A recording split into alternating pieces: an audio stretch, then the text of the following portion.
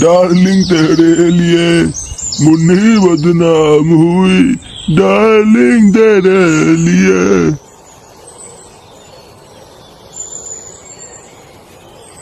আরে দাদু যে কে রে লাউড়া? আরে দাদু আমি ফুটো ফুটো ও ফুটো, বস বস।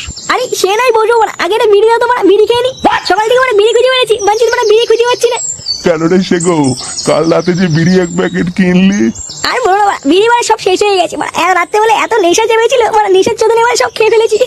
দাও বড় দাও, এটা বিড়ি দাও। আরে বিড়ি তো বাড়া আমার কাছেও নেই, এক প্যাকেট ছিল বাড়া, তাও ইন্দুরে নিয়ে গেছে। যাও বিড়ির জন্য আসলাম, মানে তোমার কাছে বিড়ি নেই, মানে তোমার বিড়ি মানে ইন্দ্র নিয়ে গেছে, তাহলে কি ভুদা খাবো নাকি? খৈনি আছে, খাবি? দিল না খৈনি দিয়ে কি হবে? আমার কাছে মানে একটা কড়া গাঁজা আছে, বলো তো, মানে কাশ্মীরি মাল, ওই জন্য তোমার একটা বিড়ি খুঁজে বেড়েছিলাম, মানে বিড়ি তামাক দিয়ে বানাবো ভাবছি। কি বলছিস, গাঁজা আছে?